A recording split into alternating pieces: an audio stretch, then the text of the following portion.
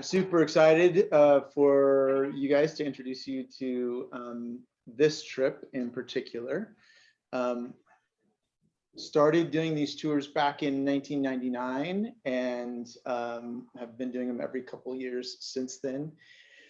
And one of the reasons I started doing it was because, well, the very first reason was because my wife was signed up for a trip that was super expensive, and when we were dating, she waited a little bit. It actually is about the same price as this trip is going to be now, but that was 25 years ago. So, so that's different. But we don't just I don't just take the trips the way the agencies want to lay them out to us. They have these cookie cutter trips that they want to take you on because it's just, you know, there's certain sites that most people want to see because most people don't know. And so, and then because we do get people that come back again, I don't want to have to show them all the same stuff. There's so many things I have to pick. And so we always pick a theme for the class or for the trip, and that theme helps us to choose the sites. Whether it's a David site and we'll see Bethlehem and a Herodian and, you know, things like that, or if it's a Abraham or a Moses theme and we'll go to Mount Sinai and, you know, those kinds of things. So it just depends on all of those kinds of things. This particular trip, so there are patterns that are helpful in going to Israel. So when I say cookie cutter, part of that cookie cutter is just it works. And then once I found a pattern that works, I stuck with it for a couple times. And so the last pattern that we used was, and Mike's been on a good number of the trips, would know that they are very consistent, or they're similar, but they're still different. There's a lot of differences woven within those patterns. This is the first time in probably 10 years that I've completely scrapped the pattern and gone back to it. And there's several reasons for that. One of those reasons is that we wanted to spend more time in Jerusalem, inside the city of Jerusalem. We are actually staying in a place within the old city walls, which we have never done before, which means that that will give us the ability to walk the streets of the old city day or night. When you wake up in the morning for your quiet time, you can walk down to the Western Wall if you want, or you can go to the Holy Sepulchre, or you know, those kinds of things. Same is true in Galilee. And we're going to be staying in one place in Galilee. Again, what this allows you to do is to take a little bit of personal, if every night you're staying in a new place, that means you have to get on the bus isn't coming back at night, and you have to go. Staying in one place gives you the ability to say, you know what, today I need to stay by myself and have quiet time on the Sea of Galilee. So this trip is going to give you the ability to do that, and I'll show you a little bit about how that works as we go through this. I believe, yeah, we are recording, so we'll go. So I'm going to go through the trip. Well, I'll get all the details for you, and then from there, like I said, the agents like to do things the way that they like to do, and we have always, I am always, even when we are on the trip, I will be negotiating with the tour guide on what I want to do compared to what they want to do, based on the time that we have, based on all of those kinds of things. So the schedule that I'm going to show you today is still, it's not hard to ink. What is hard is we do have the hotels, we have the airplane dates, and everything else after that we can kind of play with. We can fudge around. I'm fudging around with them on a couple things. There's a couple things I'm not as excited about that I'm working with them to change. Do we have handouts? Do not have handouts. Do not have handouts. So it's all going to be on screen today. And from here, I will go. You're gonna do like 2 or 3 nights at each spot. So I'll show you. It depends on the pattern. So first of all, we are flying Turkish Airlines, which means that we're flying through Istanbul. Our flight leaves it on March 18th at 2 o'clock in the afternoon from LAX. Yep. No, thank you. Pause. Yes, yeah. Good job. You want to do it for us? Yeah. Yeah, thank you. Lord, thank you so much for today. Yes. For this air conditioning. Mm. This house. It's a simple pleasure. Mhm. But we're grateful for it. And Lord, thank you for the way you have put in Rick's heart a passion for your home. Mhm, mhm. And as he has sensed your leading to create space on this trip to go deeper. Similarly, we just pause right now in this moment to create space for you. Yes. We offer you this time, Mhm. and already, God, we recognize that we know that you're at work in our lives, and so just be with Rick today. Mhm. Give him the ability to be clear in what he knows and to be clear in what he doesn't know. Mhm. And Lord, as we step into the unknown of this experience, Mm. we invite your Holy Spirit to be a part of the journey that begins even now for us. Yes, Lord. So we thank you this time again in Jesus. In Everybody Jesus' said, Amen. Amen. Thank you, Amen. Mike. In the chaos of all this, it did bypass me. So thank you for bringing us back to that. One of the biggest gifts of these trips is the camaraderie that happens as you travel. Mm. And so he's right. It does begin now, getting to know each other and stuff like that. So that's why we're going to have meetings throughout between now and then. And that will be important for you to be able to join those meetings as well. Mhm. All right. So we leave at 2:00 in the afternoon. It'll be your job to get to the airport. Now, last year we kind of did that, so you'll have the opportunity to do that. And I will make this PowerPoint available to you afterwards if that's helpful to you as well. That's good. Good, good. It is Turkish Airlines. If you are unable to meet us in LAX, that means for those of you in the UK and Germany and Canada and other places that will be joining us, your job will be to meet us in Tel Aviv on March 19th. And you will be responsible to get yourself, whether or not you arrive the day before or however, getting yourself from that location to meet us. And I will tell you, depending on what time you arrive, if you arrive at the same time, you can meet us at the airport. If not, we'll just have you meet us at the hotel because we're going straight to the hotel. We arrive at 5:00 in the afternoon. Mhm. By the time we get our bags and everything, oftentimes we do something on like last time we went straight from the airport to an archaeology dig, which is really fun, but we won't have time to do that this time. And so you will get there and we will get there again, 5:00 in the afternoon. Returning flight is on April 1st. Now we leave the hotel at 1:00 in the morning, but our flight doesn't actually leave Israel until 7:00 in the morning. So you're going through customs, you're going through all of that stuff. So it's 7:00 in the morning and we'll arrive here at LAX at 15:55 and the other side. For those of you that are, That's what, 3:55? so they'll use military time there. So we use military time. So we're all on the same page. Yeah, just subtract 12 hours from that is basically the easiest way to do that. 16:55 is 4:55, right, in the afternoon. For those of you not returning to LAX, try not to leave before the 1st because it will be difficult. I think that night we could probably get you earlier in the evening to the airport. But in terms of it, again, in terms of timing, we don't want you to cut your trip short. So April 1st is the day. And we may be able to get you to the airport, but you'll probably be responsible for getting you yourselves to the airport as well. Any questions on that? That's probably the most technical part of this stuff. We're going to talk, most of the rest of it's going to be stuff that you don't have to make any decisions about. It's already, decisions are made. Yeah. Answer. How long are the flights? It's a 10-hour flight, I believe, if I remember correctly. So I'm trying to remember, I didn't actually look at the hours, but we're flying to Istanbul. We have a very short layover, and then we will have, it's an 1.5-hour flight from Istanbul to Tel Aviv. Yeah, so it's very short. So, in fact, I don't even, trying to think if they gave me the time. The second lady, sure. Yeah. So our flight from Istanbul will leave, if this gets at 5, we're going to leave at 3:00. We'll be leaving Istanbul. So Now, another thing is that we're going to Istanbul, and is there a possibility of me laying over and doing those kind of things? There are. We actually could do an add-on as a group or a smaller group of people if that's what you're interested in.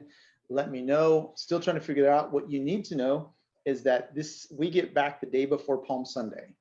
So for pastors, Easter comes up within a week, and so that's a very tight schedule to come back in on. So that's how that goes. Any questions about flights? So do we go back through Istanbul? Yes. Oh, so that's what you're talking about. Yeah. And then from LA, like last time we went from Canada and then. We'll go directly to Istanbul. Oh. Yeah, we're no layovers in Vancouver, which was not a, it was Toronto? Toronto? Yeah, not a fun place to have a layover, so. Yep. Just better than Calgary in the winter. All right, so let's get into the fun part of the trip. Day 2, once we arrive, is we'll get to the airport, we'll have dinner, or get to the hotel. We will have dinner there. You're going to have jet lag, and the best way to get over jet lag is to stay awake. And the best thing that we found for doing that is taking you out for a walk along the ocean and allowing you to jump in if you decide to. And I think about half of our group jumped in the water previously, and the other half did not. So we're going to do that. We're staying in a hotel called the Ruth Dan Hotel. No, that's not. I thought I might have a picture. I have I'll know if you go on the share site, the links to all the hotels are there. So you can see the gallery of the rooms and stuff like that we'll be staying in. And in the PowerPoint will be the link to all of that. No, that's in the YouVersion site. So we'll give everybody, or not the YouVersion, the share sites site. And there's links to videos. There's all kinds of tools that are on there. So once I add you to the site, you'll have access to all of that information. So not a whole lot on Jaffa. I don't know. We've only stopped in Jaffa once historically before, and no, we haven't. There's not a whole lot to see. We will see a little bit. This is the seafront of it. It's an ancient port that's there. So we're not going to spend a lot of time there, but we are on the next day. We're going to stop and see the house of Simon the Tanner. That's in Jaffa? Simon the Tanner in Jaffa. Oh. Yep. And then we're going to move up the coast of Israel. Let's see if I can go from here. I think I put a map on there. Yep. All right. So we're going to move up the coast of Israel, and you can see so Tel Aviv is below. We're going to go up from Haifa, and we're heading all through the north there. But I'm going to back this up because I don't want you to get you to get lost there. What's going on? We're going through Caesarea Maritimus, which is the capital of Roman capital in the time of Jesus. It was where Paul was imprisoned, and Agrippa was there. There's a huge amphitheater that's still used to this day. There are aqueducts that are there as well. And so it's a significant city. There's some really fun new archaeology for those of you who've been before. Really fun new archaeology that's happened that I'm excited to see now that I know it, to take it back to go see it. There's some really fun stuff in terms of Herod's palace and where it was and how it was designed and stuff like that. So we're going to see that, and then move north all the way up to Akko or Accra. Akko was the Crusader capital during the time of the Crusades. So we're going from the Roman Crusades or the Roman capital to the Crusader capital. One of the things that I'm going to try and do on this trip, and this is part of where the theme is, I'm going to try and give you, I think when we look at the people that are involved there, we look at some of the way they fit into Bible history, but we don't look beyond. For example, Herod the Great was also a friend of Antony and Cleopatra. Not Cleopatra, actually. He actually got in a kind of a battle with Cleopatra. His wife Bernice was a good friend of Cleopatra, but she didn't like Herod, and they got in a battle over some things and that. But yeah, when we talk about the New Testament, it's not really relevant too much to the New Testament. that he was best friends with Anthony. But the fortress Antonia, which is in the city of Jerusalem, is named after Anthony for that very reason, because he was such good friends. His grandson actually gets raised by an emperor, and his grandson is in a very unique situation where he actually becomes the guy who points out who gets to decide who the next emperor is. And he's been called the most powerful Jew that has ever lived, and it's Herod Agrippa. And he's the guy that died because of the worms in his stomach and stuff like that, because when people are saying, oh, he's a god. So that some of those kinds of pieces, also like what happened during the Crusader times? How did the Muslims come in and take over? And why are there these big periods of time when, and it wasn't just the Muslims. The Muslims were 15 different factions of Muslims. Did you know there's an Albanian group of Muslims that ruled, and there's an Egyptian group of Muslims, and they fought each other? And so this battle of empires between just the Muslims is really fascinating. So Akko becomes later, after it's finally conquered, becomes a Muslim capital. And so we're going to dig through some of those layers of what we're going to see, because you're going to see ancient Judean sites built with Crusader Roman ruins on top, and then Crusader, and then Byzantine, and then Muslim. And so you're going to see this layer, and it all looks like one building, but it's really a span of 1,500 years that some of that building took its final shape. And you're going to, hopefully one of the things that we'll try and get you to understand is the walls of the city of Jerusalem aren't where the ancient city was. And we're going to talk about where the ancient city actually was, and we're going to go there and see the difference between where it was and where it is. They're not in the same place, but we'll talk about that as you go. So anyway, part of that, when we get to Akko, we're going to talk about the Crusaders, and you're going to see some really fascinating stuff from the Crusaders. We've only stopped in Akko once in all these years that we've been doing it, so this is kind of a new place. As we go through this, if you see a place with a star, that means it's a pretty new thing. It's a thing that we haven't really done before. So at the end, we're going to stop at a place called Rosh Hanikra, which is the very top of Israel. It's as it connects to Lebanon, and it's a beautiful sea cave site that's there. We're going to take a little bit of a hike there. From there, we're going to go to our dinner, and we're going to stay at the Hacienda Hotel, which is in just outside of Jaffa, since we're there. Feel free to ask any questions along the way as we go. Is there a lot of hiking? There's a lot of moving, and part of that is even the city of Jerusalem is on several hills, and so to get from one side to another, you need so that's true. The other thing that's true is even as old and beautiful as some of the places are going to be, the buildings that we're going to see, they're still 1,000 years after Jesus. So if you want to touch, see, smell, hear the things that Jesus, the disciples, David heard, you kind of have to do it in the natural setting, not within the context of some of the buildings that we're going to be in. Most of the buildings that were there may be a rock or a stone that was around when Jesus was, but not whole structures. There's going to be very little that you're going to be able to see that would have seen the day of Jesus. So, but there are sites, and we will get to see them. So if you have any questions, again, raise your hand. Even you guys online, if you have questions, go ahead. You can either raise your digital hand that's there, I'll see that, or just kind of wave at me, and I'll try and pay attention to you guys. What's the red dot on there? Is that Jaffa? The red dot is Nazareth. So at the very bottom right of the screen, you'll see Caesarea. We're going to drive this road up here. These are roads. Go up to Tyre, and then we're going to go beyond there. We're going to come back to here, and then we're going to come back and we're going to cut into this area here, because that's where Megiddo is and stuff like that. So that's going to be our next day. So the beginning of our next day, we're going to head to Nazareth.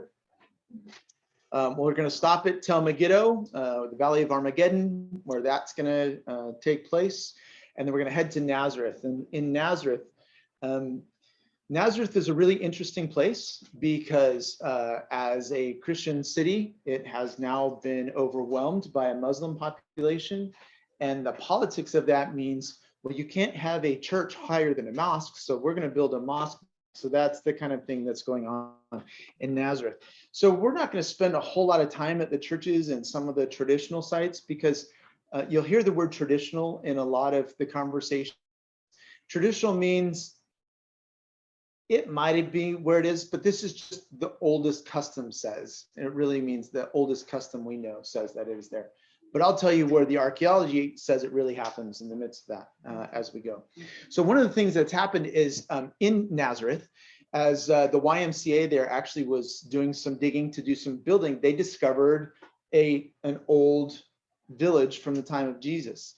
The interesting thing about that is the village that Jesus lived in only held about 70 people. So it wouldn't have been very large. It would have been very small. We know that because the water well that's there.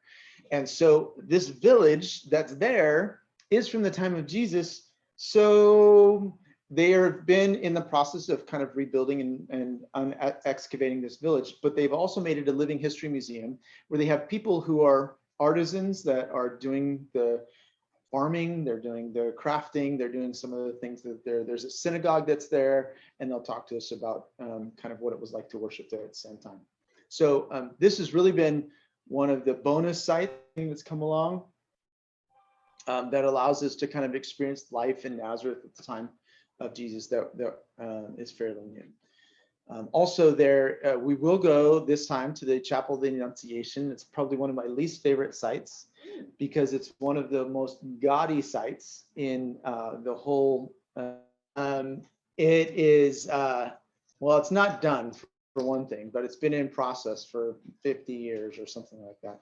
And because it's the Annunciation is where the angel announced to Mary that she was going to be pregnant. So this is the chapel that's built over what tradition says is the cave, which was the home of the Mary and Joseph and Jesus. And you can go down into the cave and see it, and the church is built over that. And so all the countries of the world many of the countries of the world have installed a mosaic or a piece of art there commemorating the Madonna and her son Jesus, baby Jesus. And the one that you will see from the United States is not impressive. Madonna is supposed to be married. Yep. Well, Yep. From there, and if you look at the map, you go, so here's Nazareth, and here's Capernaum, and there's a mountain in the middle there. Actually, the mountain range that's right here is called Mount Arbel, and we're gonna, on the way down to the Sea of Galilee, we're gonna climb down the Mount Arbel to Magdala. We'll come down to the other side. And it is the trail that they call the Jesus Trail. It was the pathway you would have taken from Nazareth to Capernaum. So you're going to feel that journey as you go down.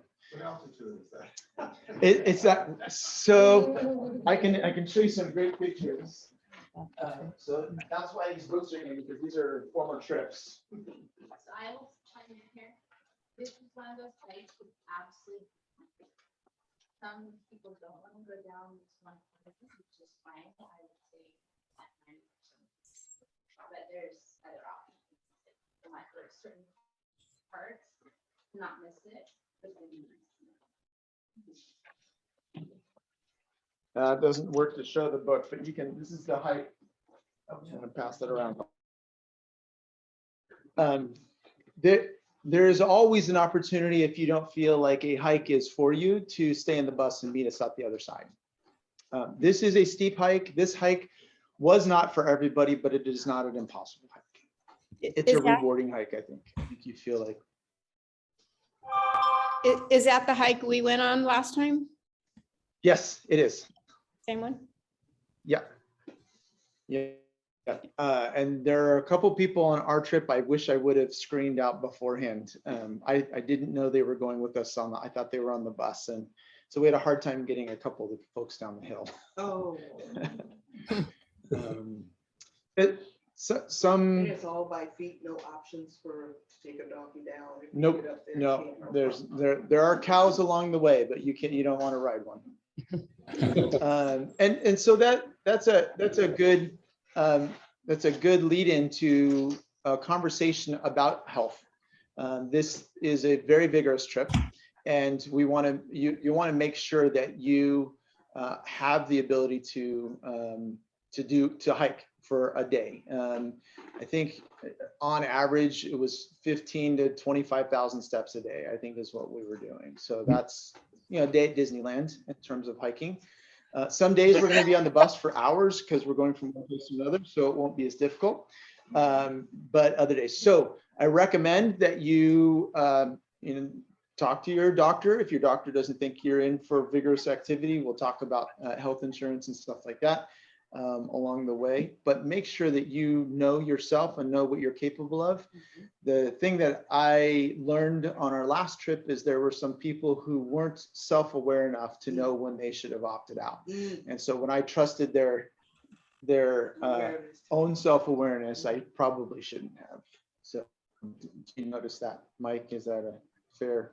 Yeah, this hike is, I mean, there's always a risk reward. So this is the most spectacular experience you could possibly have. And depending on the march along with flowers, give you an appreciation for how physically fit Jesus was. I mean, my spot, these guys were studs. Yeah.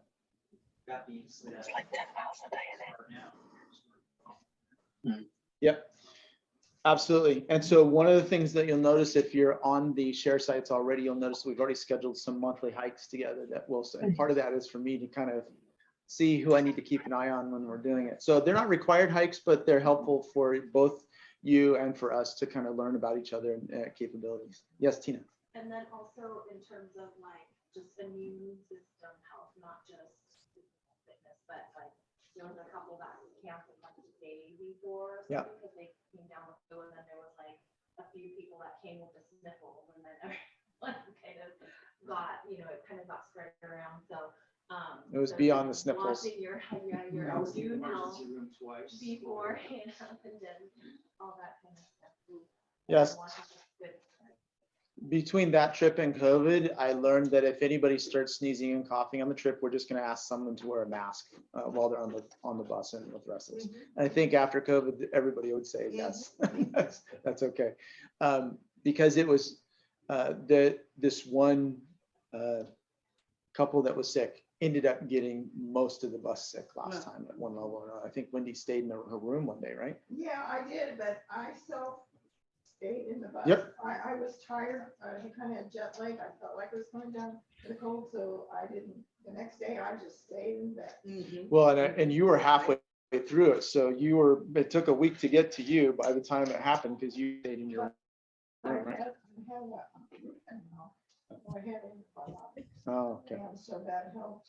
And I had some medicine too. So but I knew God would know. And I kind of took a nap in the bus, so it's okay. Yeah, that's good. No, it was good. I It would worked. just add, like I joked, I mean, I wasn't joking, I spent 2 nights in the emergency room. But if you need medical help, it's there. Yes. Right, it's easily accessed some of the places, so if you need an antibiotic or something, it's there. We've stopped off at pharmacies plenty of times. Carolyn had a doctor visit her and her reaction to the Dead Sea because she has a sulfur reaction. Yeah, medical care is very. And when we get into the actual plan, the trip details at another meeting, we'll talk about health insurance and stuff like that, and making sure your insurance covers it. If you mean 15 to 25,000 steps a day, Yeah, not just one day on that. that's one day. Oh, one day, just one day, about every day. Yeah. Like again, some days will be 8,000 and some will be 25,000. So, but I would plan to do 15,000 steps a day. If I may. You can do it, Hanson. I'm gonna be fine. So you want to rest it, hopefully before you start walking.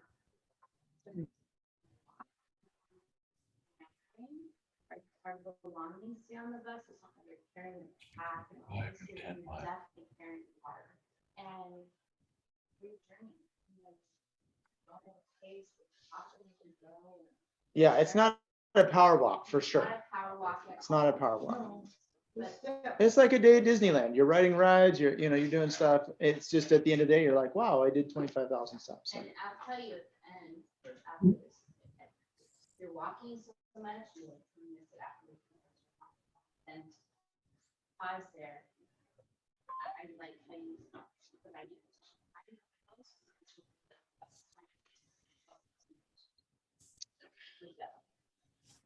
Yeah, so one of the interesting things about this trip is that one of the biggest long-term impacts I've seen for people has been their health. We had a lady and her husband that joined us from Florida 15 years ago, and she had some weight issues. And on that trip, she realized that that was not the life she wanted to live. Now she runs triathlons. Her and her husband are doing triathlons. I mean, she was huffing and puffing on this trip, so she was struggling, but made a difference. Other people, it's the style of food. Our daughter completely changed her diet when she came home and has been living in a completely different diet style for the kinds of food she eats based on what happened to her in Israel. Hummus will be a part of your refrigerator. Yeah, everybody will have hummus in the refrigerator. And olives. And olives. And we have some Israeli teas and stuff like that. If you want to try anything, we've got a couple things here. We'll come back from Mount Arbel that night. There could be some things that will happen as well. We're intentionally creating some open space so that I can plug some things in there along the way. But we're staying in a kibbutz that's going to be on the eastern shore of the Sea of Galilee, where you see it says Hippos there. We're going to be right around Hippos, right in that area. It's not a place we've been before. It's a kibbutz home that's there, but it is one that we will be staying in the future. And that's huge. The Sea of Galilee is. It's not as it's. Can you see across it? Or? Oh yes, you can see. Like here's actually a picture. You can see this is from the Mount of Beatitudes. It's wider than that. So this is from looking on the northern side, kind of where that red dot is, looking over towards Tiberias. So you can see Tiberias. It's a little bit longer. I don't know how to compare that. So yeah, it's big enough to have storms on it. So and here's the amazing thing. There's been some controversy historically about where some of the archaeology sites are, or the historic sites are, because they're like, no, the sea has been draining for years and years and years and years and years and years, and so it's 20 feet lower than it used to be. It actually, right now, they just had last year they had a lot of rain, and it is fuller than it's ever been. However, even at its full height, it doesn't go any higher back to some of these places. So we're going to see a city, and I'll tell you about it in just actually the first one that's on our site is Bethsaida, Tel Araj. There have been two sites. We've never been to Bethsaida before, either one of them. Tel Araj is a site that everybody said, no, it would have been underneath the water at the time of Jesus. And the other site, which is higher and more back up there, would have been the actual site. This site, it was hidden for two reasons. One, because of landmines, and two, because the archaeology hadn't been done. The archaeology is being done right now, and they have discovered the Church of the Apostles, which is the church that's there. They discovered old ancient fishing hooks and all kinds of things from there. So I'm super excited to see this site. It's brand new. So we're going to come in the morning from Hippos up around the lake, and that's a 10-minute drive, 15-minute drive, just to give you a context of how long it's going to get to go around there. It's not going to. The time capsule that was put in, that time capsule in Gary. I don't. Then we're going to go to the Mount of Beatitudes, which the view that we're looking at from here is their traditional site. Tabcha, which is the place where Jesus fed the disciples the fish along the sea that morning after the resurrection, when he said, "Meet me in Galilee." So they went up there. Tabcha is there. It's a beautiful site, really unique ruins that are there. And then you're going to get a fish lunch, and this is one of your lunches. So in general, your breakfasts and lunches are included in the price, but the lunch is not. Breakfast and dinner. Breakfast and dinner are included. Lunch is not. Generally, there's a couple of exceptions to all of those rules, but in general, this is a day that you're going to, the fish lunch, we're going to a place where you get to have a St. Peter's fish. If you don't like fish, there is one or two other options that you can have. You don't eat fish, do you? I do not eat fish, so, but I don't want to deny you the opportunity to do so. There will be fish caught. You do get to have that. We will then go to Capernaum, which was the village, the home base, the Jesus capital of his ministry while he was up there. Very strategic reasons for him being there. You see Bethsaida up above the red dot. Capernaum is just down the coast a little bit. From there, we'll also take of Galilee. You get to go out as you're there. and then we'll head back to our hotel for the evening, at which point you'll get the opportunity to be baptized. We used to do baptisms in the Jordan River. After this last time, we did them in the Sea of Galilee and realized John the Baptist baptized in the in the Jordan River, but Jesus didn't. His disciples all came from around the Sea of Galilee. So it's actually, I think, more significant to be baptized in the Sea of Galilee. They actually tried to add it on to us, and the site is very commercial anyway, where you can be baptized, or it's very dirty because of all the runoff from all the Jordanian farms that go into the chemical fertilizers and stuff that go in. So you don't really want to be baptized there anyway. So Sea of Galilee. What's that? Did Jesus baptize? His disciples were baptized in the Sea of Galilee. And it was his disciples, so I don't know if he actually did it. All right, questions on that day? Next day, we're heading north up into, we're going to start this morning on Mount Hermon. Never been there before. Mount Hermon is, you can ski there. There's ski lifts. We're actually going to take a cable car up to the top. You'll see this, you'll be able to see all the countries that are in that region from there. This is not Mount Hermon, this is Banyas, but it'll be a new opportunity to understand the geography of the land and where all the water comes from. It comes from Mount Hermon. Even in the summertime on the top of Mount Hermon when we get there. So then from there, we're going to go to Banyas. If it's highlighted in yellow, it's a hike. Banyas. Caesarea Philippi is the city that was there. This is the city where Jesus said, who do you say that I am? And they looked at this place, and I'll explain all the context when we get there. Don't want to ruin the day. But there's a hike that's there, but we're also going to go to Caesarea Philippi, which is the city associated. This is the worship site that's there. This was a pagan temple. And the water comes out of these caves from there, from Mount Hermon. But there's a city that's there. New archaeology has been done at Caesarea Philippi, and we're going to go and see some of that archaeology that was there, which we've never done before. Also from there, yep. On these areas where there are hikes, is there some place in one of these meetings where there will be more details as to, okay, this hike Banyas is hilly, rocky, flat, but it's a 10-mile hike, you know, are there any details associated? Yeah, so like that hike, so we won't go over each of the hikes and stuff like that, but if you do have questions, I can absolutely answer any of those. We usually do that on the trip, like the day before, be prepared for. I'll tell you what to be prepared for the next day. That hike right there is and I wasn't suggesting to talk about it here. I was just wondering if there would be details so you can prepare yourself. There are whether or not you want to do it that day. Well, you need to be prepared before the trip, and that's what our trip hikes are going. But they're never more than a couple miles. Okay. And it's not, when I say there's no 10-mile hikes. There's no 5-mile hikes on this, other than walking through the city of Jerusalem is probably the biggest hike that you do in a single day, because there's a lot. Hilly. Going from the Mount of Beatitudes all the way down into the Kidron Valley, back through the city and stuff. Yes, it's very, very hilly. Okay. So you definitely mountains. Yes. No flat things. Yeah, there's very few of those. And again, based on how you're feeling that day, you may be totally in shape, and that day you're just not feeling like you twisted an ankle on a cobblestone somewhere, and you want to stay on the bus. The bus will just meet us on the other side. You'll be able to do that. So Tel Dan is the capital of the Kingdom of Israel, the Northern Empire, the northern capital of Judea, or Israeli capital, and there's some really amazing discovery news, some really powerful discoveries that are there, and you'll get to see those while we're there.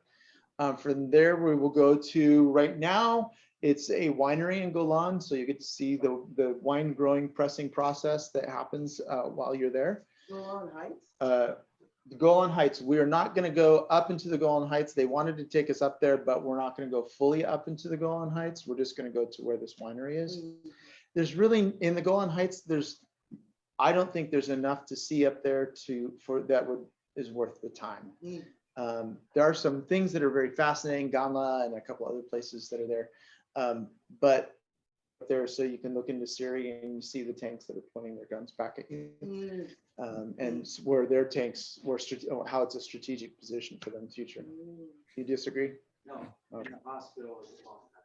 Yeah, That's why they keep it. that's true. What did you say about? I said the hospital emergency room was a long time. I didn't know. But there is also a hot springs there. Occasionally we get the opportunity to experience some of the hot springs that are available. So we're going to spend some time in the hot springs that are, it's a place called Hamat Gadara. I've never been there before.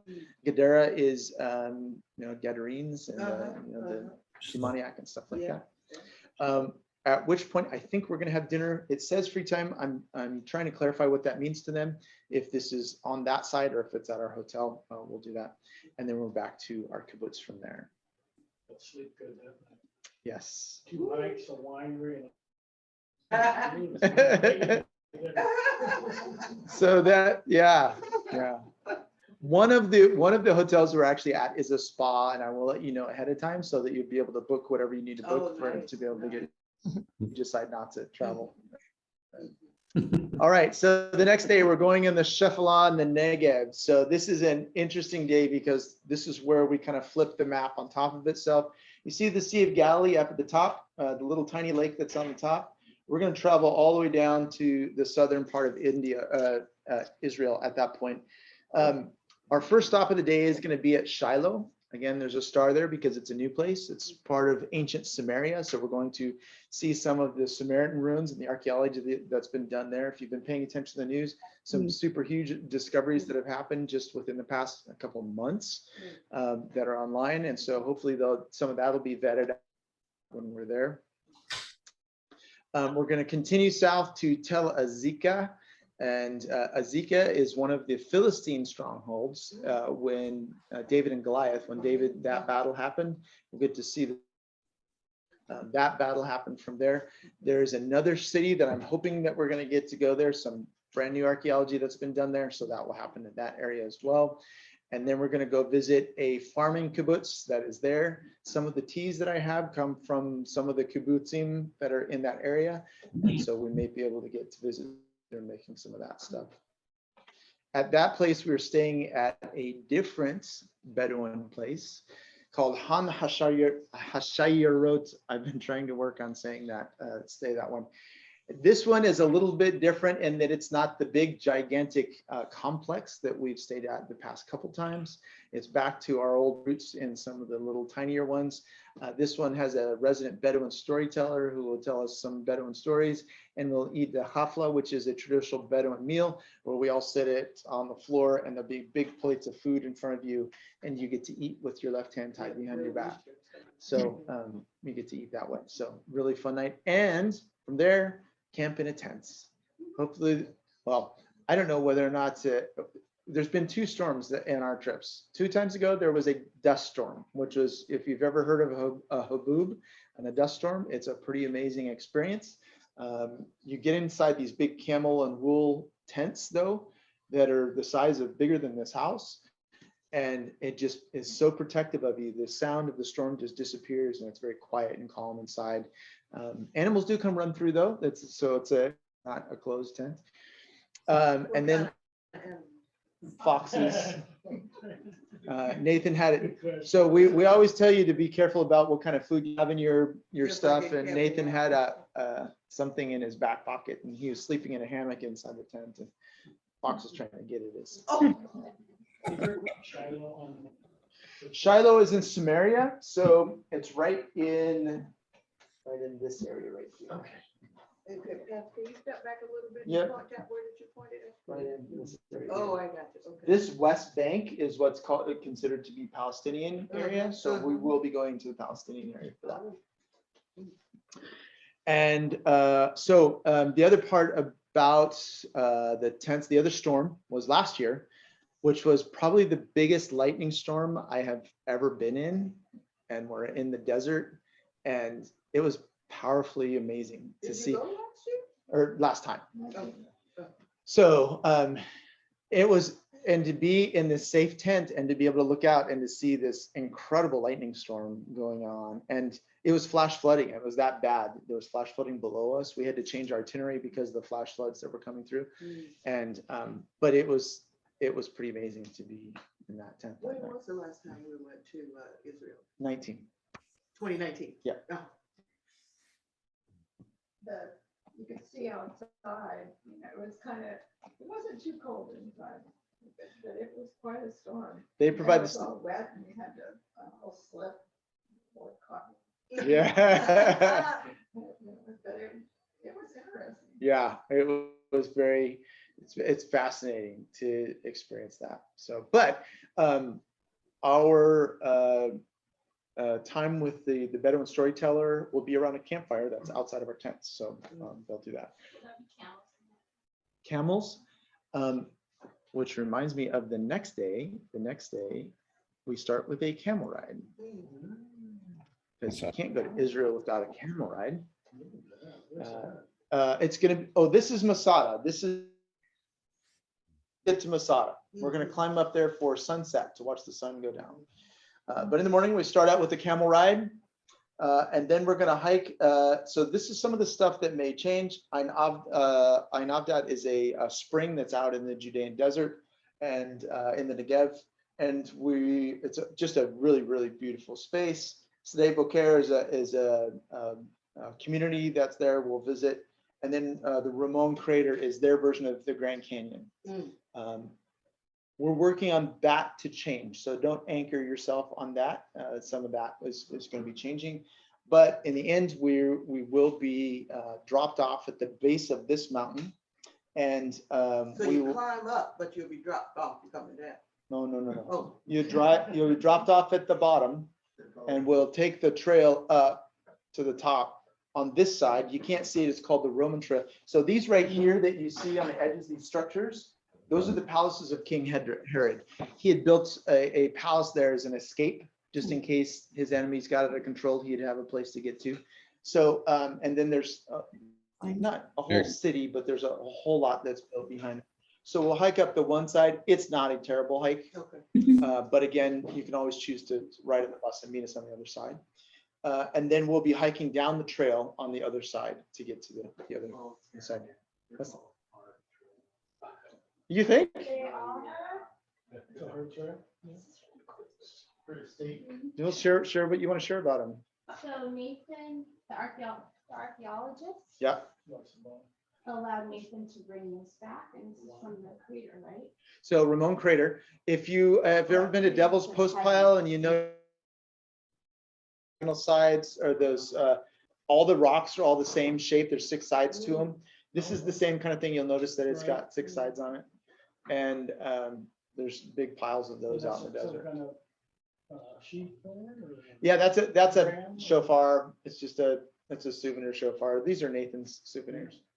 Yeah, you have plenty of time to try some of those. So we're going up the Roman path, which is on the desert side, and down the Roman or the snake path, which is the Dead Sea side. So what you see out in the distance is actually the Dead Sea, which we'll go from there. We're staying in a kibbutz that's in that area, Kibbutz Kela, and then spend the night there. The next day we'll wake up and, from there we're along the Dead Sea. First thing in the morning, our first thing of the day will be swimming in the Dead Sea. You can't sink in the Dead Sea, you can only float. The salt levels are so high, you could stand straight up and your head will still stay out of the water. It is highly, there's a lot of sulfur in it as well, so Carolyn can go if you have sulfur allergies or anything like that. You want to be careful. Depending on where they go, sometimes there are hot baths, mineral baths, and stuff like that you can do. So we'll spend some time there. From there, we'll go to the Qumran Caves, which who knows what the Qumran Caves are?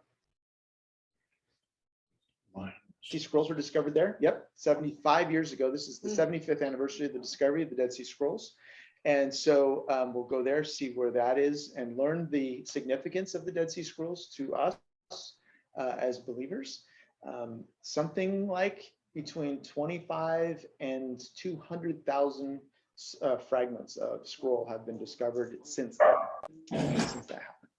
From there, we will go to hike En-Gedi, which is there's a spring at the end of this canyon. This is where David hid from King Saul. And again, hike, very mellow hike. But at the end of it are the waterfalls, and you'll be able to, get under the water and the waterfalls and cool off. It's a very nice place to. There's no reason. It is very cool. So it depends on the weather of the day. If it's a raining, cool day, you may not want to get in the water. So that means you probably want to have some kind of water shoes. And like I'll highlight the night before what kind of shoes you need to be prepared for. So on this day, you have 2 blue events, which means there are 2 water events that you're probably going to get wet. You want a swimsuit and stuff like that, and bring a towel with you. En-Gedi is a strategic place. It's where the famous En-Gedi date palms are. And archaeology just discovered, and they bred an extinct date palm from that time period, and now it has just started producing dates. And so they, for the first time in 2,000 years, are eating dates, because the Romans destroyed all these because they were using it for wood to go against that fortress that was up there. So all those famous dates that were famous from that time were disappeared for 2,000 years. Now they're coming back online. They're starting to produce them again. I would just add, all of Rick's trips are highly experiential. So, if there's a water opportunity, go in the water. We're going to be together for 10, 12 hours a day. And after a while, you just kind of let your masks down, and so to really be in the water and experience it, it just gives you a more of a firsthand experience when you read scripture and you talk about how David refreshed himself. Yeah, I know exactly what that felt like, right? So my encouragement is just let go and just throw yourself into the experience. And if you're gonna have fears, right? We all have fears. Some of the experience might be fears of heights or relying on other people. I'm such an independent person. I don't like asking for help. That may be what God wants to touch your heart on. This experience. So but by and large, these water moments are just like such a gift, because it's just a great experience. So go in with your mind open to try everything, the food, the smells, what we hear, all that stuff. Just make it so much fun. Yes.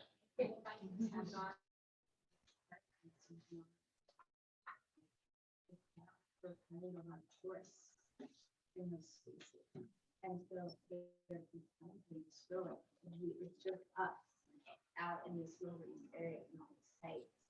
Church tours don't go to a lot of the natural spots. See the church buildings. They don't want to see some of those. So that's why. You'll see the locals. You'll see, occasionally you see some other foreigners that are just seeing Israel for natural reasons, but you don't see, you won't see the church tours there as much. It's like going to Montana and seeing that. So, think about that for En-Gedi. When David talks about rock badgers while he's writing the Psalms, and you're reading and he talks about the rock badgers, you're going to see rock badgers in the canyons that he was hanging out in. So you will see scripture in a very different way because you've experienced what the writers of scripture experienced. Okay. From there, we'll go to Qasr al-Yahud, which is at the end of the Jordan before it comes into the Dead Sea. And it is where the Israelites crossed.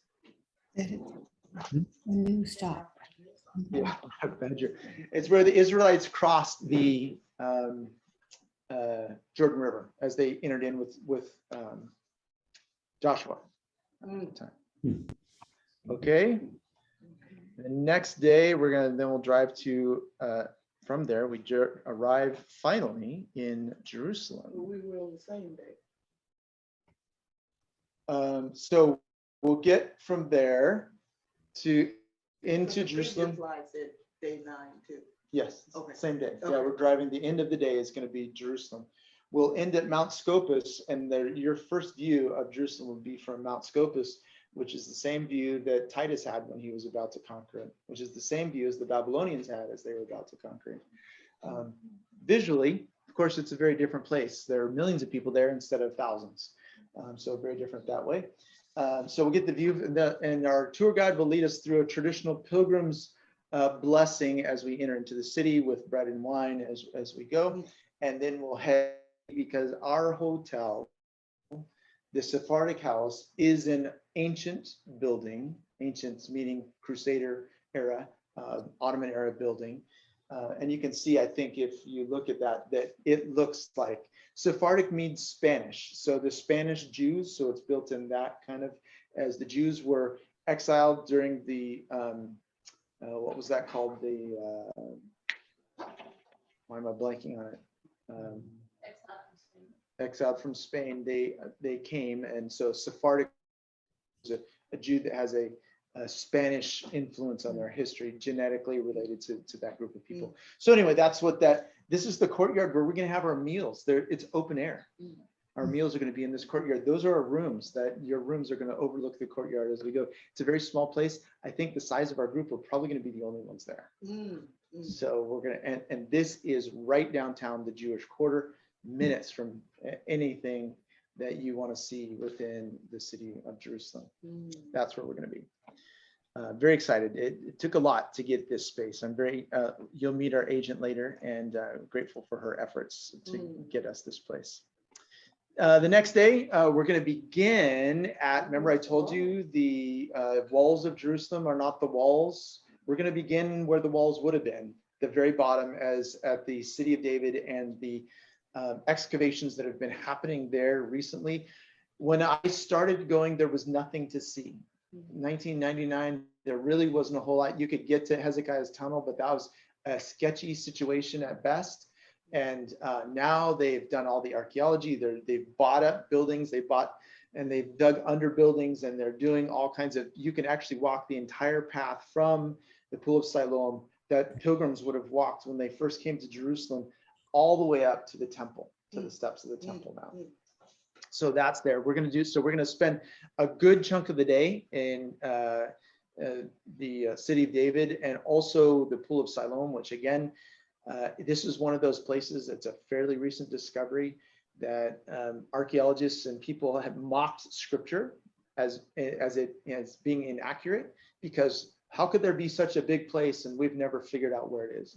Well, only been within the past decade that this has been kind of dug up, and so we're going to go through that. We're going to see those, hopefully take the pilgrimage road all the way up to the temple steps. Hezekiah's tunnel it's how they had water coming into the city. It's a long tunnel that we get to walk through, very skinny tunnel. You'll need water socks and swim trunks to go through that. There is a dry tunnel, but you'll want to go through the water. You want to go through it as you go. Don't ask Alberti about that, because he's scared to death of the dark, so he didn't like that. But we have headlights. We'll tell you to bring headlamps.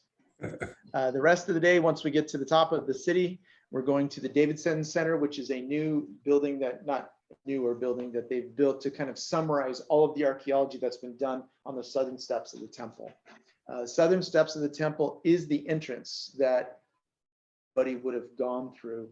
The Temple Mount, we'll explain that. We'll see significance of that. You'll see the mikvahs that have been discovered there. Robinson's Arch, the Western Wall, the Wall Tunnel. We'll take a tour underneath the buildings since Jerusalem was destroyed. You know, the thing that you need to understand about all of these cities is they didn't have bulldozers. So if a city was destroyed, they couldn't just like bulldoze it down to the flat part again and start over. They just pushed over everything and kind of made a flat part, and they built on top, and then that got destroyed, and they did the same thing, and they kept doing that over. Can you let him in? And over and over again as they did it. So you get these layers. Jerusalem has 18 layers. It's 18 times it's been destroyed and built upon. And so we're going to go underneath those layers several times on this day. One of those is the tunnel where you actually get to see piles of ash from the time that the temple was burned, and some of the stones that are there. You get to see the Jewish, or the broad wall, the Jewish built by Hezekiah, the Jewish quarter excavations that are there.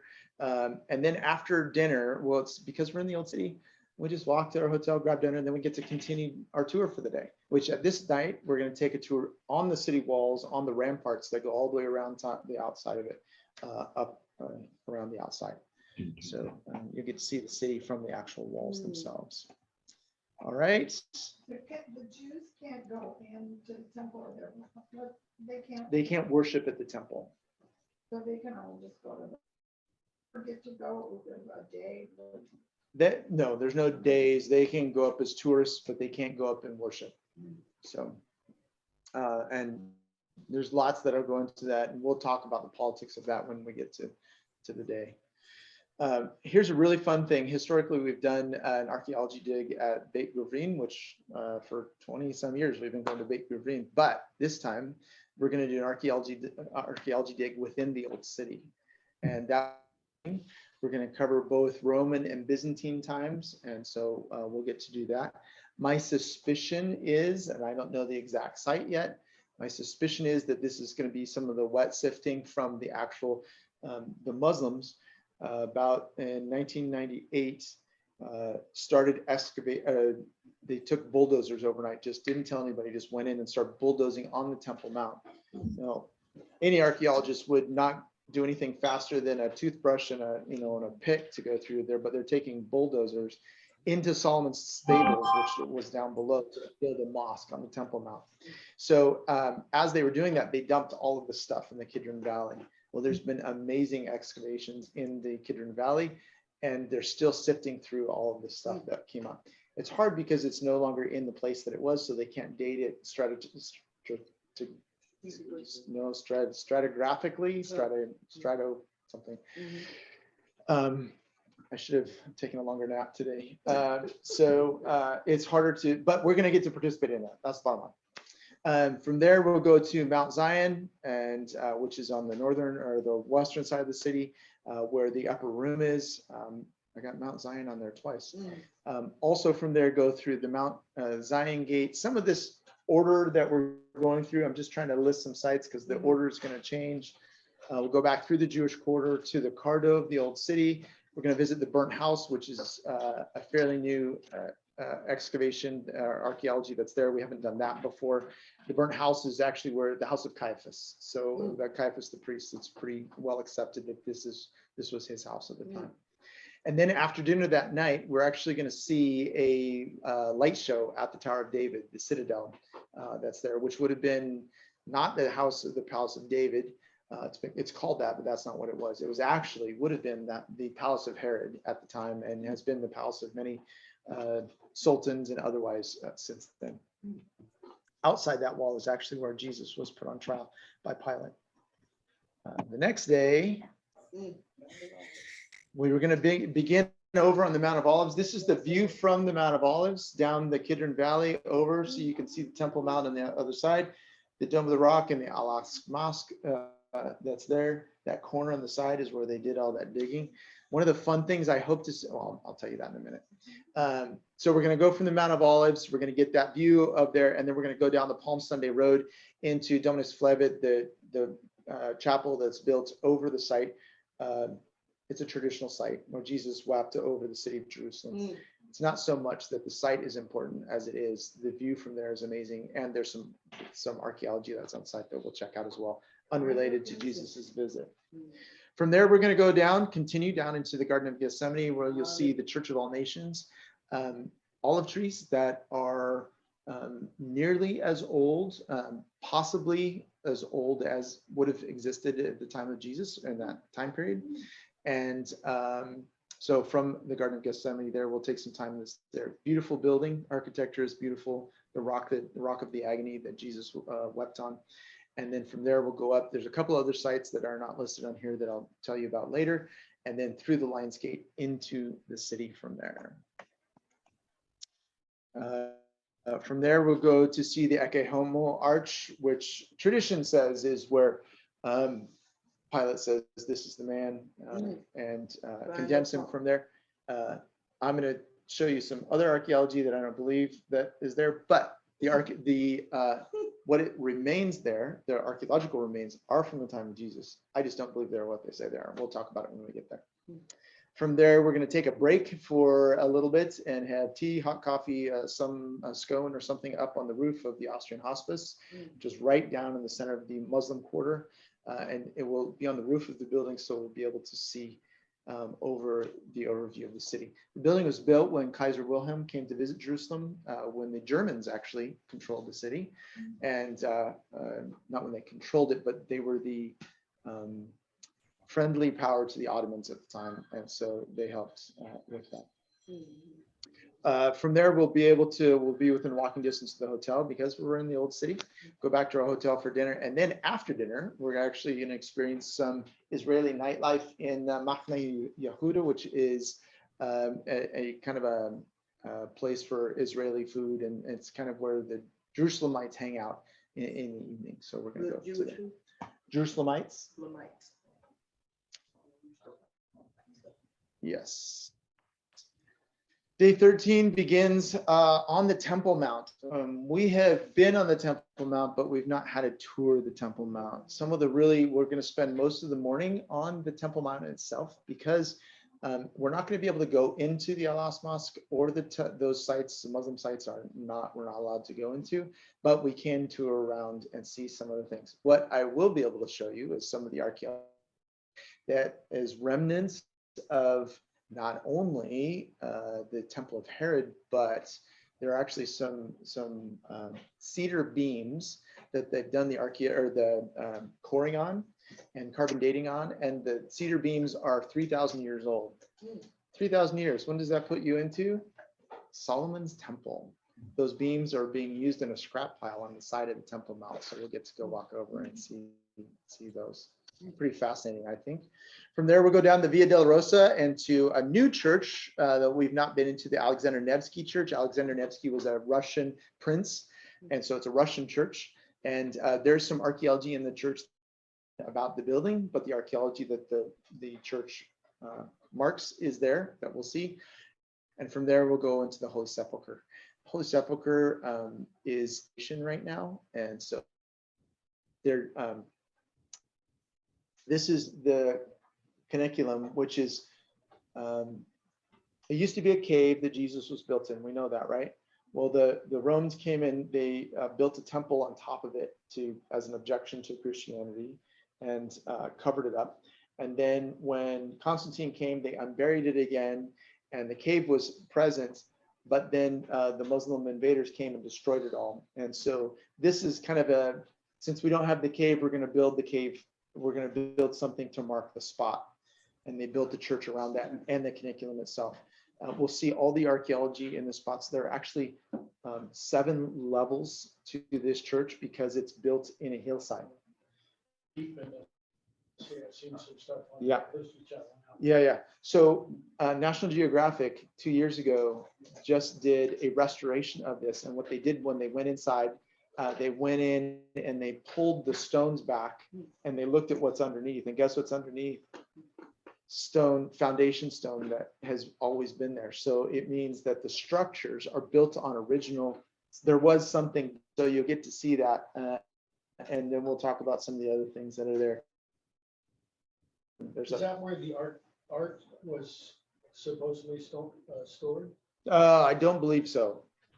I don't ever remember a time when the ark was. So trying to figure out where that left and when it left. I think you're thinking of the Nea Church. There's a place when Emperor Julian built a Nea Church, which is actually bigger than this one on the southern part of the city, again destroyed by the Muslims. But that was the one that was built for kind of the Jewish artifacts that Titus had stolen and taken back to Rome. Justinian came and brought them back to Jerusalem and stored them there. Partially because he believed that whoever held those things was cursed because they were things that were stolen from the Jewish people. So he wanted to return them to Jerusalem. From Holy Sepulchre, there's a place where we'll get a rooftop overview of all of the major city stuff, a couple different places. The Muslim Quarter, we'll go through there, walk through the Muslim Quarter to the Damascus Gate, to the Garden Tomb, which is a Protestant version of the Holy Sepulchre.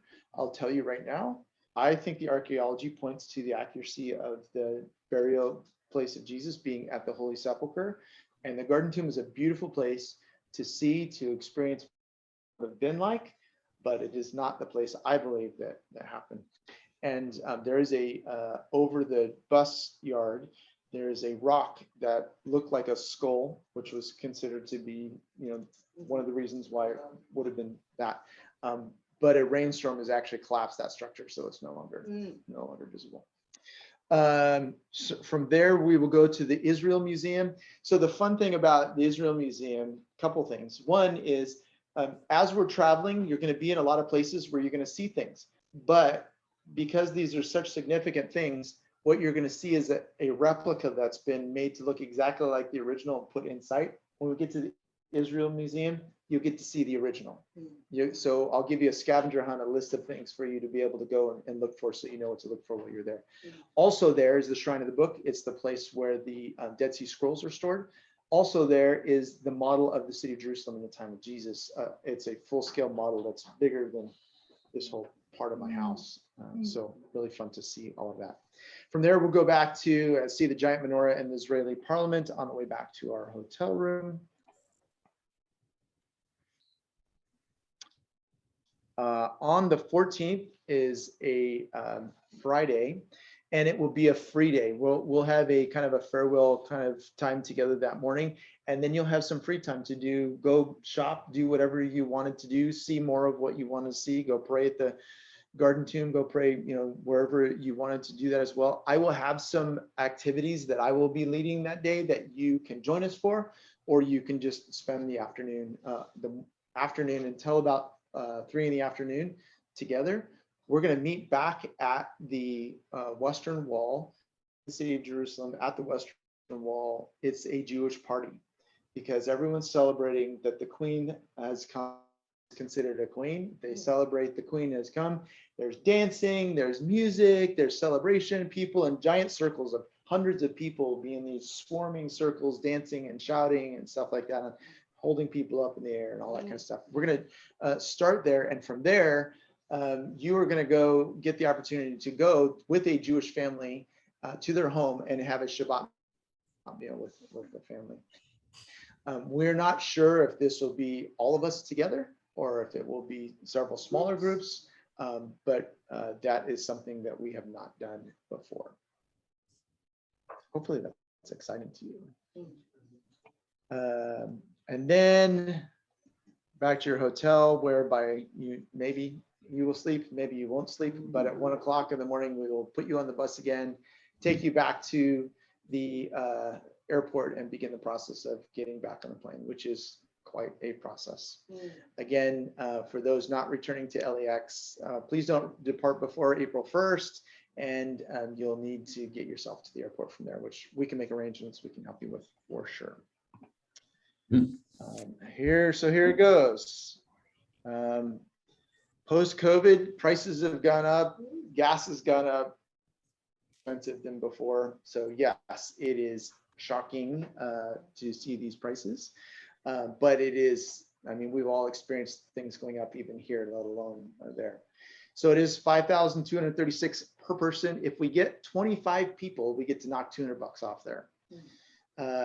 If you want your own room, there's a single supplement. To register, it's $400, and we can only guarantee seats if you've paid your registration fee. Payments are, there's a 50% after you pay your deposit, 50% is due on December 18th, and the final amount is due on February 18th. You can pay the registration to me. Well, not to me, to the Beacon. You can hand it to me, or you can do it online through the Beacon website. There is a 2.5% charge, just to let you know, if you do it through the website. Other payments after your deposit will be made directly to the agency. This is a new agency we've never used before. We're still using the same agent, but a different agency. And they have a website that you can make your payments on. So Rick, that 1511 for a single supplement? Yep. Is in addition to the 5236? Yep. Okay. Yep. Because all of the prices are based on 2 people sleeping in a hotel room. Okay, so if there's like 2 women that are gone and they can. Yes. Yeah. So that's what we'll do is once we figure out who's going, we'll give people the opportunity to say, hey, will you be my roommate or whatever. You said the same. Yeah, So if But- As a couple, you get one room, how that works. yep. Yep. All right. So what's included is all of your flights for those leaving from LAX. For those not leaving LAX, I just got word today, you can subtract $900 off the price. But for those leaving from LAX, it includes your flights, 13 nights in our hotels, porters at the hotel, they'll take your baggage, you will need to tip them. Buffet breakfast, buffet dinner, the St. Peter's lunch, any other meals that are mentioned, the night with the Jewish families are included. Motor coach does have Wi-Fi in it, so you'll be able to keep up with your friends and family. Includes our guide, entrance to all locations, a gift from the company Yael. This time they're actually included every day that we're on a bus, you get a free bottle of water. So that's helpful as well.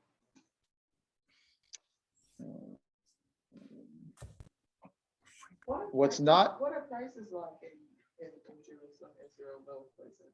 Is it like real expensive or do you know, or not sure? It's comparable to here. Mhm. I mean, it's comparable.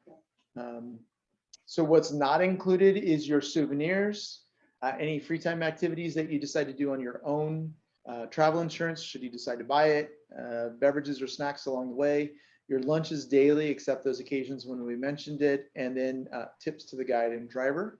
Beverage snacks, ice cream. Yes, What did you say, Bill? ice cream daily. Cancellation policy is the $400 registration fee is non-refundable, and this is not my policy. This is what they've come from. Our agent was very frustrated by this, but that's what's happening in Israel right now after COVID. The rules have changed a lot.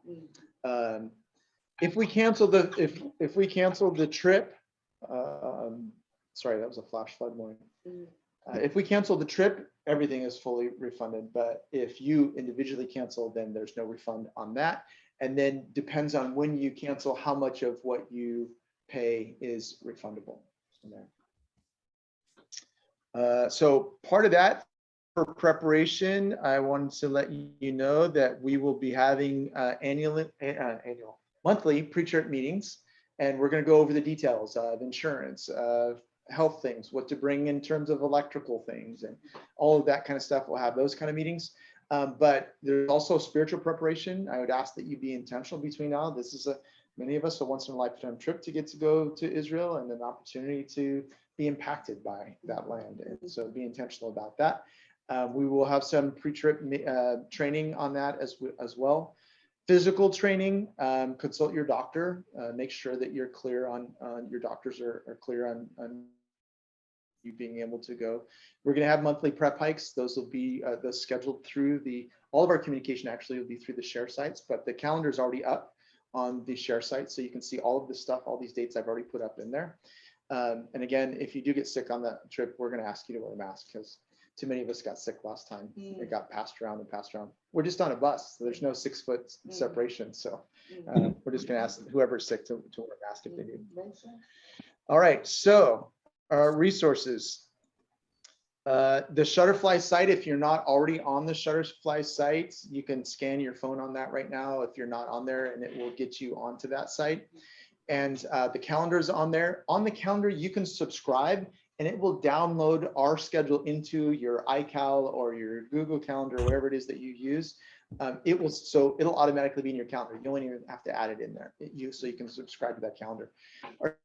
There we're going to be anything that comes up, reminders, stuff like that. Because I just push a thing that says email everybody and it goes to everybody. I don't have to remember who's on the trip and I don't miss people that way. So that will be the way that we'll do that, especially for these or stuff like that. We'll have passport photos and stuff like that that we'll ask you to upload, so you can upload that. The cool thing is at the end of the trip, we'll have every day set aside and everybody uploads their photos. So you can, if somebody got a better picture of a site than you did, you can use their photo for it and share it. And that's where these photo albums come from, is from those things. So go ahead and look at those photos. So that's the Shutterfly. There's a couple other sites that we'll use along the way. YouVersion, the Bible app, We use that for trip devotions. There'll be videos and scripture that we'll read daily that based on the city we're in, you'll be able to open it up and it will be there. Right now, media, if you, for those of you part of the Beacon, you already have access to that. If you're not part of the Beacon, let me know and I'll give you a QR code right now. There are tons of archaeology videos and trip videos and stuff like that that you can start digging into online. And we've started an Israel Trip channel on Right Now Media that you can use and go to there by some great teachers. So that's already there as well. Also, if you go to the Beacon's YouTube channel, I'm starting to, this conversation, but also we're putting up a list of Israeli worship artists and stuff like that. So you can begin to kind of get in the mood as you're doing your preparation. And I believe that is everything. So if you do have any questions, stop share. There we go. When do you need a final? So the deposits are due by, there we go. Deposits are due by September 25th. Yep. And yeah, so the sooner the better. So for those of you online, especially the pals in England, do you guys have any questions? I know it's late for you guys there. Yeah, it's 1:30. No, I don't think we've got anything quite at the moment. Yeah. Okay. All right. I don't think so at the moment, thank you. But the links would be really good, please. But everything else sounds really good. Have you been able to check the share sites to see what's there? Yeah. We've shared that, haven't we? We've looked at that, a lot of that, and yeah, it looks good. Okay. Cool. Good. Well, let me know if you have any questions. We're putting you on the screen so people can see you now. So. Yeah. All right. Anybody else have any questions? Last time we had a really good tour guide, so Ram. it sounds like you're switching, so are we gonna have equal or better? I mean, he was fantastic. Yeah, he was fantastic. We've had Rand twice. We had always to go with what you know versus what you don't know. There's always a risk. We're hoping, and we could get Rand because he doesn't actually he doesn't do that as much as he did before because of COVID. But there's always a risk of getting someone better at the same time. And so it's one of those things where I have conversations with our agents and I trust their leaning, and we've let them know what our desires are. And so we've never had a bad guide. We've had bad bus drivers, but we've not had a bad guide. So.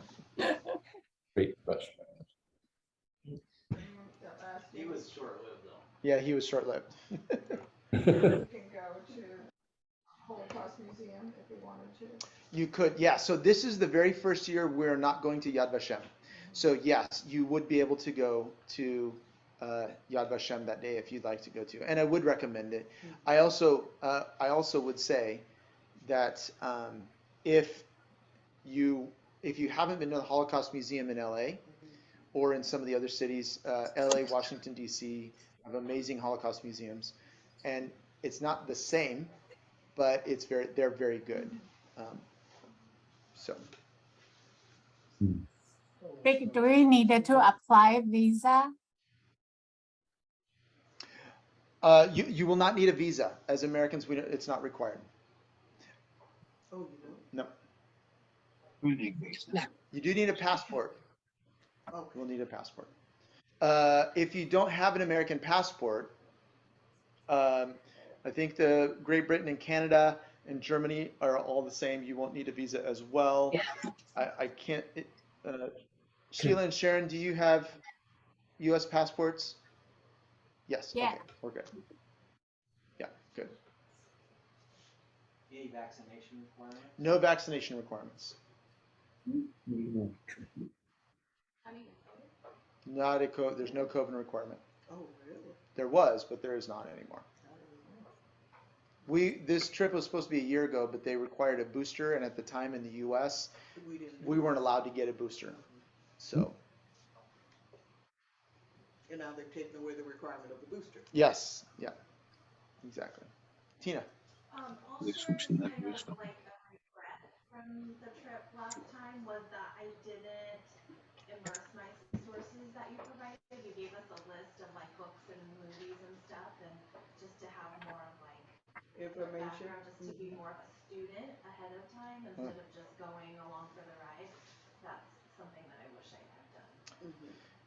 So I will give you a list of resources that you can begin to prepare yourself with. Some of those are already listed on the share site. And so there's some books, there's an Amazon list of books that you can go to that I recommend that are really fascinating. There's a couple of movies that are really good to understand what's going on. Things like that. Top Gun, one of your reasons. Actually, we went through an Air Force base one time when Top Gun might have been appropriate to watch at that point. So. We went through right in the middle of the exercises, and the road, literally, there was tanks on both sides of us and jets and helicopters flying over the top of us. So it's kind of like driving through Camp Pendleton, except for What's the weather about? all right. Yes. Anything else? Yep. What does the weather look Sharon? like? A weather. So, yes, perfect question. The weather in Israel parallels our weather almost identically, which is why we go in March. Because after the winter rains, our hills outside are beautiful and green and covered with orange poppies. Go to Israel, they're beautiful and green and covered with red poppies at the same time. But if it's raining here, it's going to be raining there. If it's cold here, it's going to be cold there. It was almost, I can say with almost a guarantee, I would say 98% guarantee, whatever weather we're having, they have the exact same weather. Should be nice. And for Chances the are it's gonna be pretty decent. yes, so we have been when it snowed in Jerusalem. So if you go any earlier in March, you get weather. If you go later, you get, especially when we're down in the hot deserts, the Dead Sea, you get the chance of it being hot, like miserable hot. Both of those, so we're March and September are really the best times to go. September, like here, all the grass is dead. So for me, it's September or March. I mean, so. How many first time goers? Okay. This side of the room. Yeah.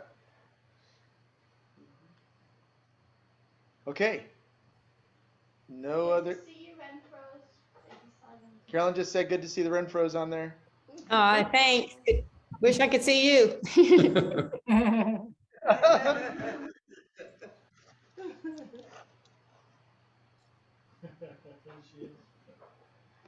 Oh, All right. hmm. So with that, Cammie, did you guys have any questions?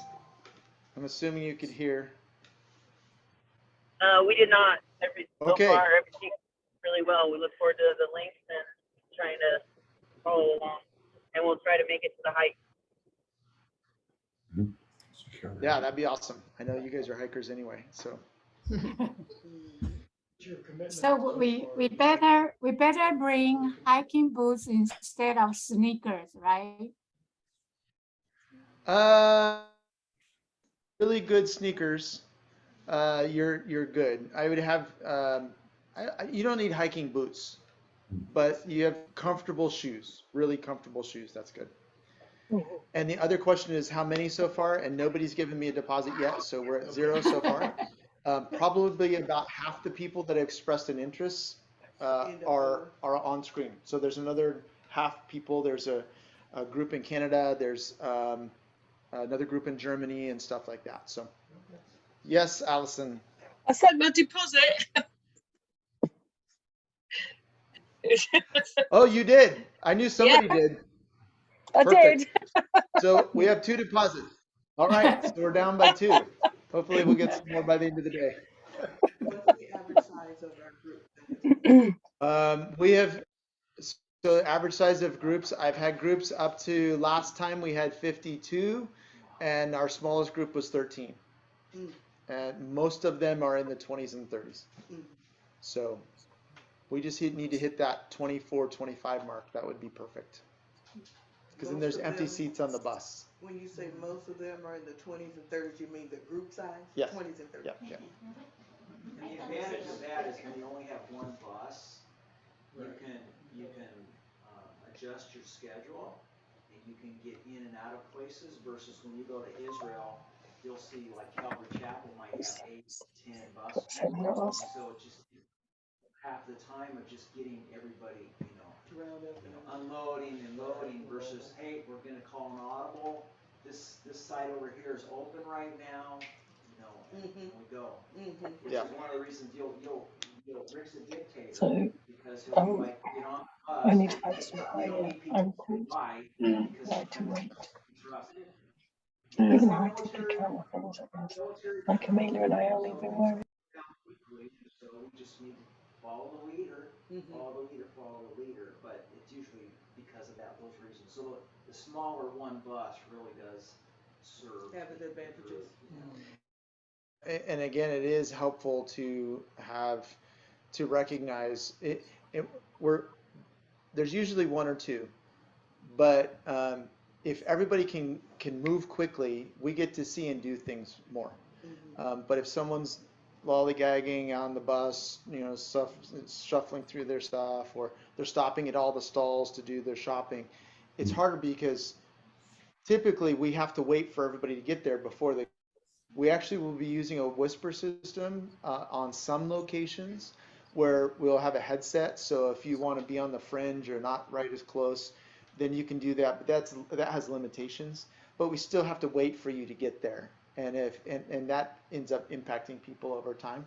So getting on and off the bus, stopping for toilets, we'll be strategic. We'll let you know what is helpful. And Mike's right. If you can be responsive quickly, it's super helpful. And headsets will be provided?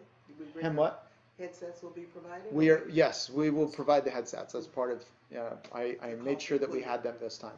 I always think too, as I watch with the Boy Scouts, like just the Boy Scouts of being prepared, like never organized perfect. Because of that, because the way that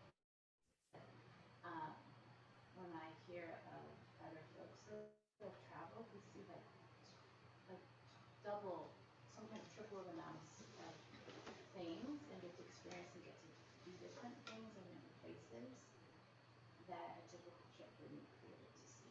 So most trips, if you look, and go ahead and look, I'm not afraid of you looking at what other people are offering. Yeah, because many churches do. They're 8, 10, 12 days, so we're doing 15, mostly because that's what we get, that vacation time that we can use. And if this is a once in a lifetime trip, it's a little bit more. But also, so that gives us, but price wise, if you look at what's out there, like I said, the price that Carolyn was going to go on 25 years ago is the price that I gave you.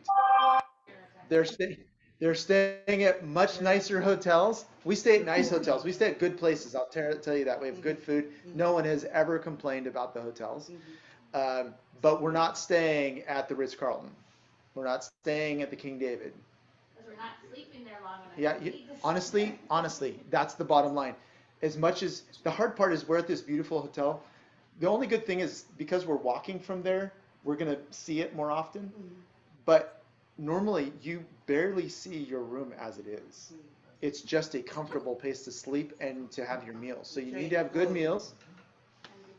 Yeah. Somebody just wake up from a nap. So yeah. Yeah, we say sleep later. This trip is for experiencing it, sleep later when you come home. Come home. Nap on the bus. There will be time to nap on the bus. Yeah. Okay. Anything else? Oh, Cammie. Will you have like a list of some recommended like clothing and things like that should be brought type of thing? Like Ernesto was asking about like the types of footwear, like water shoes or something like that, or only Yes. shoes, things like that. Okay. Yeah. So at our next meeting, I have a book that I'm going to start going through with you that has all those lists.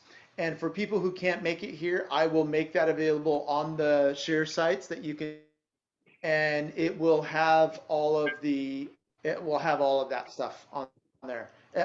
Believe me, it's very thorough because this isn't the first rodeo.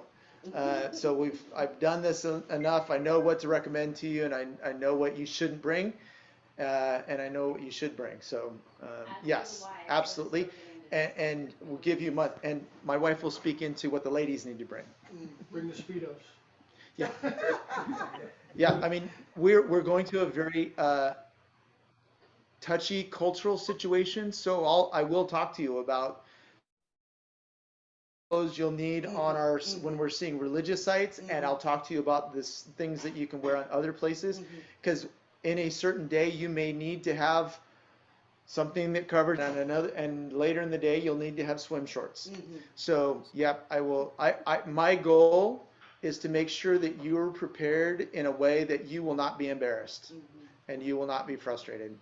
So you will be fully prepared if you listen. Now, if you don't listen, that's up to you. So yes, I think for those who've gone on trips previously, I think I haven't overspoken myself. I think that's true. For those who are here, there's some cherry pie. Okay. All right, let me close this in prayer, and then I'll let you guys go. Again, you can text me, email me, Facebook me. You can use the share sites and go on there and look, and you can communicate through there. If you have a question, chances are somebody else has that same question. So ask it there, and I can answer. So don't feel afraid of that. I know some people introduced on the site. Could they introduce their names and where they're from? Yeah, they're asking. We didn't get to see your faces at the beginning, so they would like you guys to introduce yourselves. Well, they're not going to get to see our faces here. So, all right, so go ahead. Who wants to go first? Are you talking about the people online or in the room? Yeah, the Zoom people. Go ahead, Renfro's. Okay, we're Renfro's. This is Connie. I'm Dee. We went on the trip 2 years ago. Yeah, it was a great trip. I was praying for your Sunday morning. I know you guys had an interesting Sunday morning. So We sure did. they're from Costa Mesa. Yep. Yeah. Yeah. All right, next. Okay, we're at Alison and this is Marcus. We're from the UK, but Amelia did her PAYS year with you, which is how we come to sort of have a connection. Yeah. Yeah, very good. Living up near York, which, by the way, if you want good English Still tea. drinking tea. So how do they know you, or how does it? Their daughter was on staff with us for 18 months a couple of years ago. Yeah. Who's next? Cami and Ernesto, and we're from San Diego.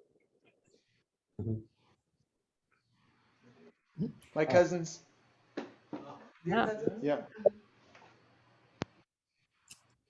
Okay, Sharon. Hello. Sharon next. Hello. And then Sheila. Sheila, yeah. Thank you.